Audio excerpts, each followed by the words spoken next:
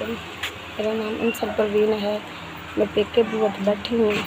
मैं मियाँ भी छड़ गया जरा भी जिंदगी औखी गुजार रही हैं। मैं किसी लोग का करके मेहनत करके बच्चे को नहीं पेके इतना जुगा को नहीं।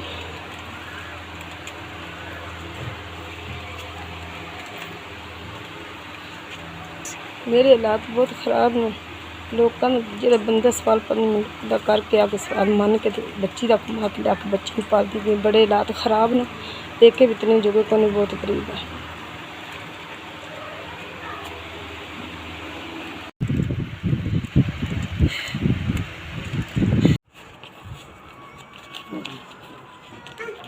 चार पाँच हज़ार बड़ी दादी मेहरबानी। 5,000 रुपया मिल गया है।